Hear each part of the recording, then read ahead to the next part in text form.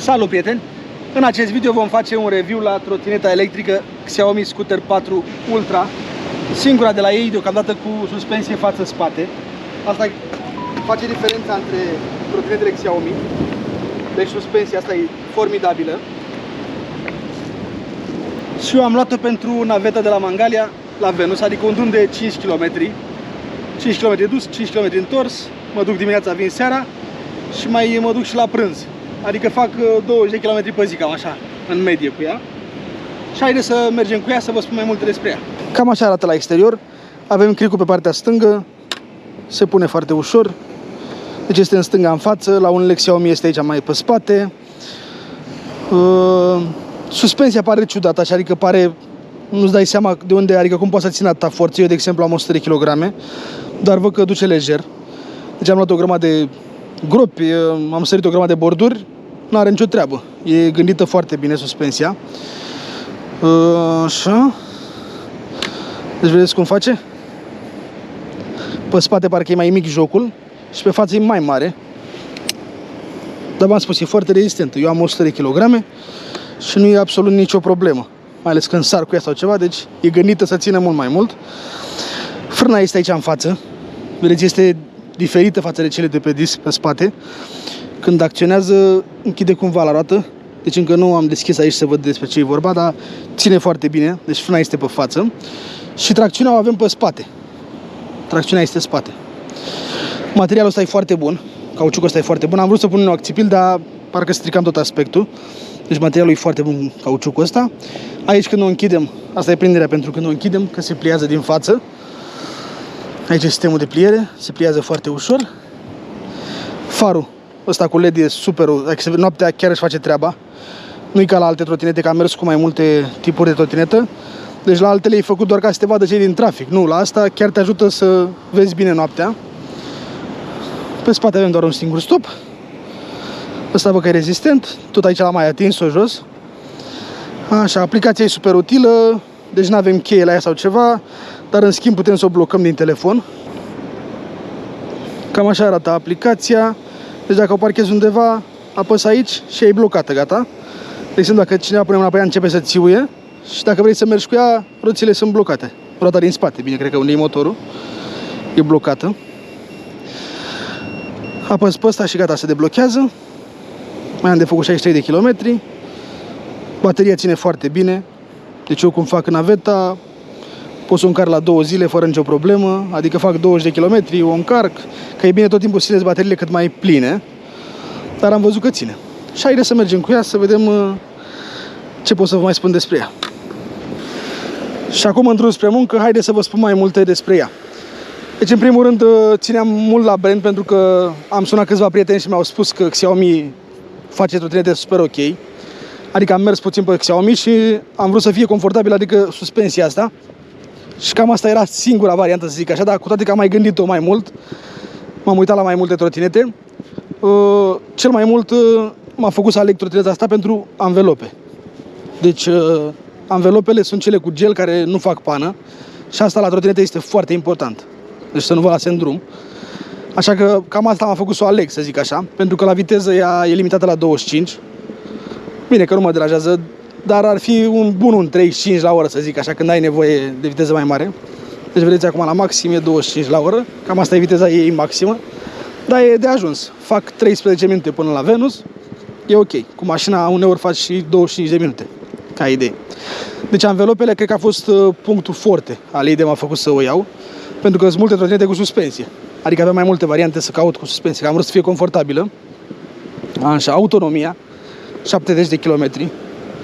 Și văd că bateria se ține foarte bine. Deci eu am venit cu ea de la Venus și noaptea cu luminile aprinse, văd că încă bateria e full. O să mai scad o linie, cred că ne apropiem de Venus. Așa. Și în rest, platforma asta unde stai cu picioarele este foarte mare. Adică stau super bine. V-am spus că sunt destul de mare și eu am 100 de kg. Frâna ține super bine. Deci te aruncă în cap dacă nu ești atent. Dar nu e nevoie, că eu unul merg mai foarte frumos cu ea, deci nu pun frâne foarte brusc. Așa. Și în rest e simplă și țeapănă, să zic așa. Și pentru navetă e super distractiv față de mașină. Așa, deci să vă mai spun așa o poveste. Asta are 250 de km și am mai avut una cu încă 250 de km. Că am luat-o la 5.000 de lei de pe EMAG. După aia a apărut o ofertă pentru membrii Genius. Opa, o groapă destul de mare, dar doar se aude, că de simțit nu prea simți. Așa. Deci am luat-o cu 5.000 prima oară. Nu asta, cea dinainte ei, care era identică. După aia a apărut o ofertă și am luat-o cu 4.000. Adică am luat-o pe aia retur, am luat-o din nou pe asta. Adică am făcut cu una 250 și cu asta 250 de km până acum. De-aia am zis că pot să fac un review așa în mare. Sunt foarte mulțumit, numai că odată am prins ceva băltoci și a doua zi, când luai grob sau te balansai mai tare așa, începea parcă să scârție puțin suspensia. Am dat cu VD40 și în față și în spate și nu se mai aude absolut nimic. La multe am auzit că la suspensie mai ai nevoie din când în când de o mică ungere. Așa. Motorașul ăsta știu că e de 500, dar văd că își face bine treaba. Avem 3 moduri: Pieton, Drive Sport și Sport Plus. Singura diferență este la Sport, deci ai 25 la oră. La Sport Plus tot 25 la oră, numai că e mai agresivă așa când apeși pe accelerație. Asta e singura diferență.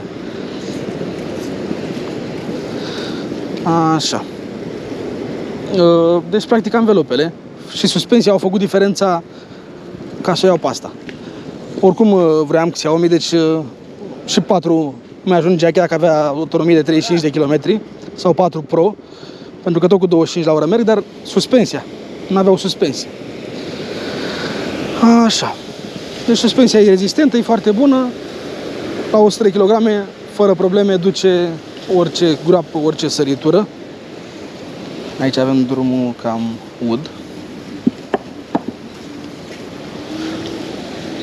Nu-mi place că se murdărește, că am înțeles că e waterproof, să zic așa, în afară de ecran. Deci i-am pus pe ecran o folie. Am luat din asta de telefon, am decupat-o, vedeți, din aia de silicon. Am decupat-o și am pus aici în caz că mă prinde ploaia, că normal nu aveți voie să mergeți cu TNT pe ploaie. Dar în caz că mă prinde ploaia sau ceva, deci am pus pe ecran folia asta, dacă picură sau ceva să nu fie probleme. Și la roțile astea, la motor, am înțeles că la baterie ar fi waterproof, adică poți să intri prin băltoși cu ea, nu-i problemă. I-am mai luat aici un antifur din ăsta, în caz că o las pe undeva. Trecut o mașină. Da, și eu zilnic, deci merg cu ea 20 de kilometri. Adică mă duc, mă întorc la Venus. Mangalia Venus fac cu ea. Am 2 trasee, ori pe faleză pe aici, că vreau să mă plimb, ori prin Mangalia și prin Saturn, când vreau să ajung mai repede. Aici pe faleză fac un sfert de oră, acolo v-am spus 13 minute, cam așa, adică diferența de 2-3 minute este faleza, dar pe aici te mai plimbi. Așa. În schimb aici mai avem obstacole. Da, prieteni, în rest, pentru mai multe informații puteți să lăsați comentarii dacă aveți întrebări. E o trotinetă simplă, să zic așa, adică pentru cine nu vrea nimic complicat și e super viteză, că puteam să iau vset dintre acela 8 Plus care avea 2 motoare și fugea, nu glumă.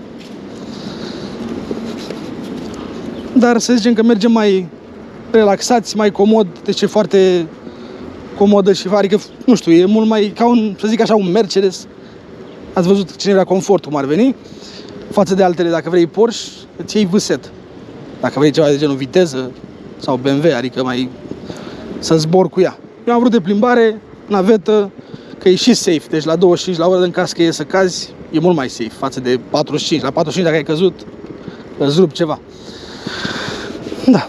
Deci asta e o trotinetă confortabilă, cine vrea să facă naveta fără să fugă cu viteza luminii, să plimbe pe drum, să relaxeze. Mi se pare o trotinetă super durabilă, adică așa pare, că n-are ce să strice la ea. Vedem în timp. Oricum o să mai revin cu review când o să am 500 de kilometri, 1000 de kilometri, să vedem cum se comportă și anvelopele. Acum o să ies pe drum.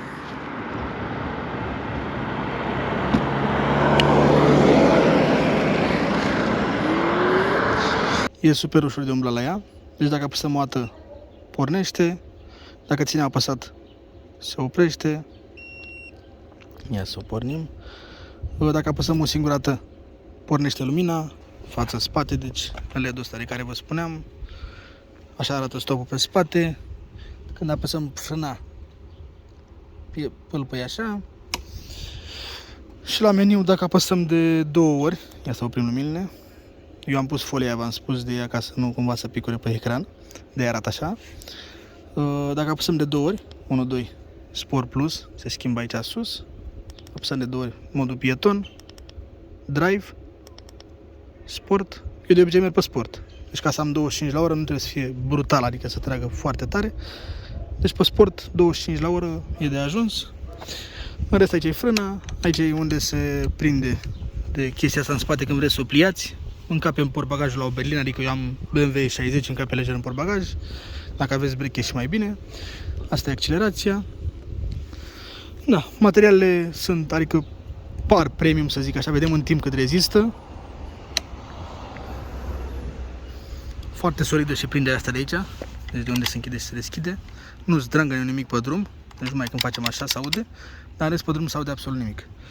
Și la prima parcă cricul, început să se slăbească la anumite grupuri, parcă auzeam cricul, asta văd că nu are nicio treabă, deci depinde cum o prindeți. Dar suspensia, v-am spus, când a început să scârție puțin după băltoci, VD40 nu se mai aude absolut nimic. Deci deocamdată la drum nu zdrângăne absolut nimic. Asta e important, să nu te deranjeze. Și cam asta a fost video, prieteni. Mulțumesc de vizionare și o să revin cu alte informații în caz că se mai întâmplă ceva.